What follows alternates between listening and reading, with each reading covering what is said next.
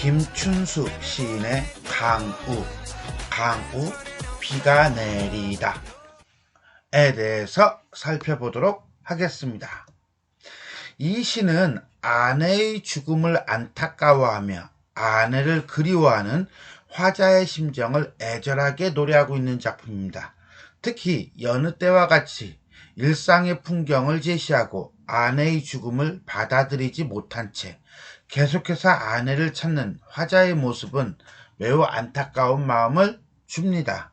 또한 아내가 세상을 떠났다는 인정할 수 없는 사실을 받아들이는 순간 비가 내린다, 즉 강우가 되겠죠? 는 장면이에요. 시인은 아내의 죽음으로 인한 슬픔을 쏟아지는 비에 비유하여 표현하고 있으며 다양한 심상을 활용하여 상황과 정서를 구체적으로 형상화하고 있습니다. 자, 그러면 전체 한번 읽어보도록 하겠습니다. 조금 전까지 거기 있었는데 어디로 갔나? 밥상은 차려놓고 어디로 갔나? 넙치 지짐이 맵싸한 냄새가 코를 맵싸하게 하는데 어디로 갔나? 이 사람이 갑자기 왜 말이 없나? 내 목소리는 메아리가 되어 되돌아온다. 내 목소리만 내 귀에 들린다. 이 사람이 어디 가서 잠시 누웠나? 옆구리 담괴가 다시 도졌나? 아니, 이번에는 그게 아닌가 보다. 한 뼘 두 뼘 어둠을 적시며 비가 온다. 혹시나 하고 나는 밖을 기웃거린다. 나는 풀이 죽는다.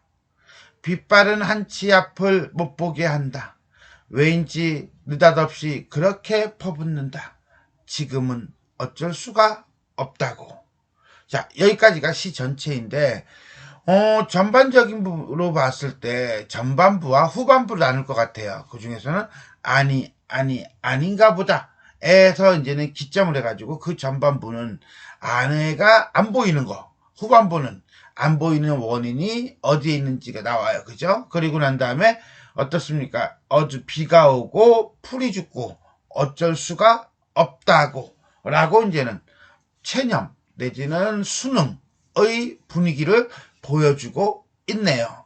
자, 그럼 우리가 한행 한 구절 한 구절 보면서 자세히 살펴보겠습니다. 조금 전까지 거기 있었는데 라고 하는 것은 지금 없는 상황을 인정하지 않는 태도, 즉 아내의 죽음이라고 하는 상황을 인정하지 않는 모습이다라고 보면 돼요. 그리고 난 다음에 어디로 갔나? 보기 싫어? 찾기 싫어? 아니죠. 보고 싶은 거죠. 찾고 싶은 거죠. 자, 이거 대화치입니까? 아니죠. 청자가 없잖아요. 독백의 어조라고 봐야 돼요. 그 독백의 어조이고 아내의 부재에 대한 슬픔, 그리움이다. 아는 줄 어떻게 하는데 밥상은 차려놓고 라고 하는 부분에서 우리는 아내를 얘기하는구나 라는 것을 알 수가 있어요. 어디로 갔나? 반복을 통한 그리움의 정서. 넙치 지짐이 맵싸한 냄새, 맵고 싸한 냄새가 후각적 심상이죠. 코를 맵싸하게 하는데, 맵고 혀가 아린 듯한 느낌을 들게 하는데 어디로 갔나? 계속 반복되고 있어. 그지? 뭐가 어디로 갔나가 결국 그리움이라는 거예요. 더군다나 이 넙치지짐이 이런 부분은요, 일상적 풍경을 제시함으로써 어떤 비극성을 더 강조하고 있다. 이 사람이 갑자기 왜 말이 없나? 이때는 말이 없나 라고 하는 것은 커뮤니케이션이 안 되는 거야. 소통의 단절이야. 왜? 죽었거든. 내 목소리는 메아리가 되어 되돌아온다 라고 하는 것은 내 목소리가 전달이 되지 않는 거죠. 단절감, 공허감 이런 걸 거예요. 내 목소리만, 그렇죠. 보조사 만 내 귀에 들린다 라고 하는 거, 여기도 온다 라고 하는 거 마찬가지로 현재 시제를 사용하고 있고요. 현장성과 비극성을 강조하고 있다. 내 목소리가 되돌아오고 내 목소리만 귀에 들리는 것은 아내가 없는 것에 대한 공허감 내지는 단절감이다. 그 다음에 청각적 심상이다 라고 보시면 되겠어요. 자, 여기까지 1행부터 10행까지는 결국은 없는 아내, 부재한 아내를 찾고 있는 화자의 모습이다. 이 사람이 잠시 어디 가서 누웠나? 옆구리 담괴가 다시 도졌나? 담괴라고 하는 거는 아마 이제는 대시적 대상인 아내가 평소에 가지고 있던 질환, 병 정도로 보면 될 것 같아요. 그래서 멍울이 다시 도졌나? 아니. 평소와는 상황이 다른 거야. 이게 아닌 거야. 잠시 누웠거나 담괴가 도진 게 아닌 거야. 이번에는 그게 아닌가 보다. 아내의 죽음에 대한 인정이죠. 그 다음에 현실을 수용하는 분위기라고 보면 돼요. 자, 여기서 이제 시상이 바뀌는 부분이에요. 11행부터 13행까지 아내의 죽음을 인식하고 그 다음에 받아들이는 모습을 띠고 있다. 한 뼘, 두 뼘 어둠을 적시며 비가 온다. 한 뼘, 두 뼘 어둠을 적시며 이때 어둠은 절망감이죠. 슬픔이죠.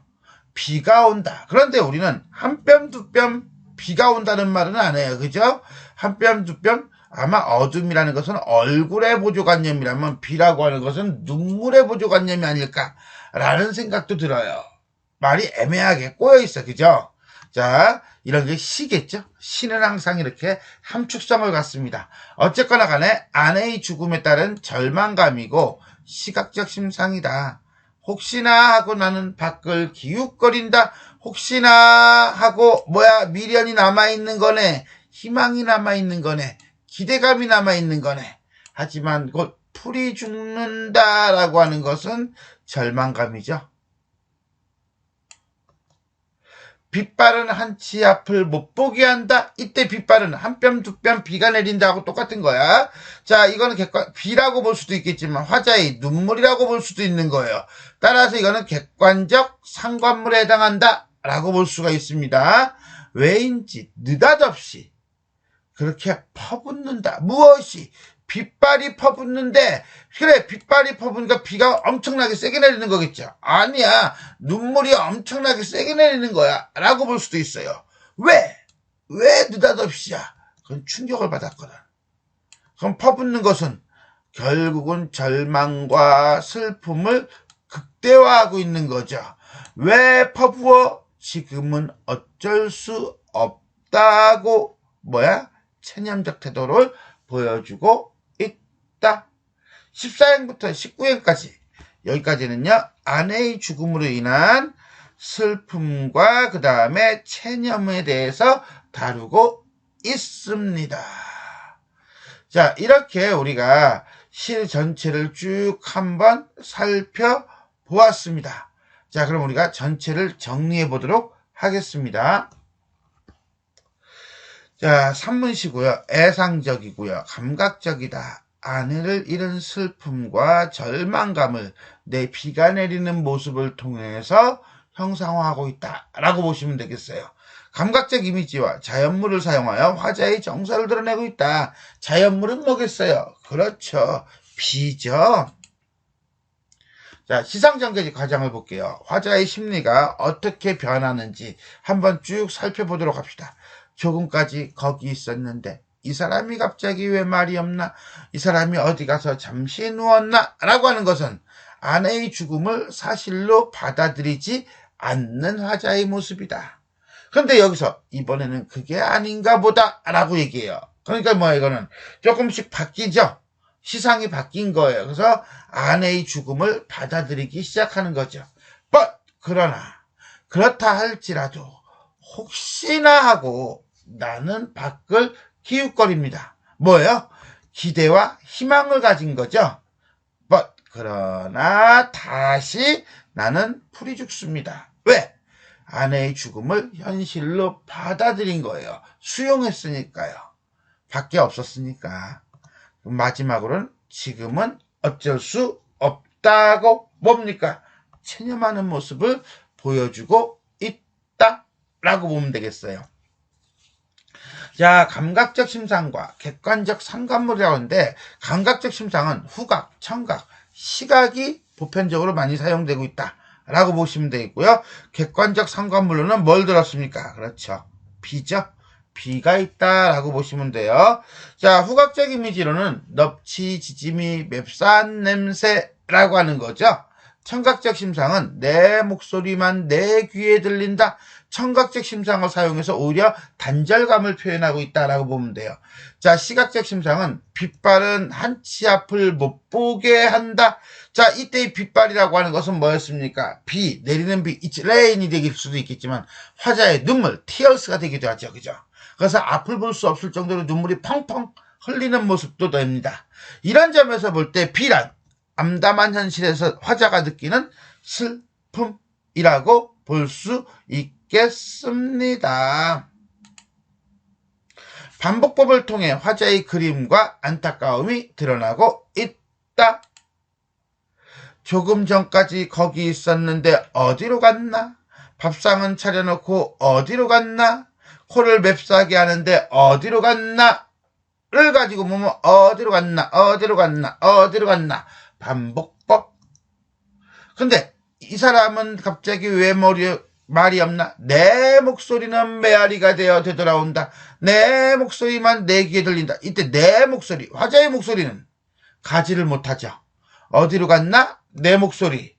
자, 더더군다나 아니 이번에는 아닌가 보다 라고 하는 것을 통해서 또 인식이 바뀌는 것을 보여줘요. 이렇게 어디로 갔나 상황, 자, 내 목소리가 돌아온다, 그 다음 단절감, 그리고 난 다음에 이번에는 다른 거구나 라고 함으로써 아내가 없는 상황에서 화자가 갖는 슬픔을 점점 고조시키고 있다 라고 보시면 되겠습니다.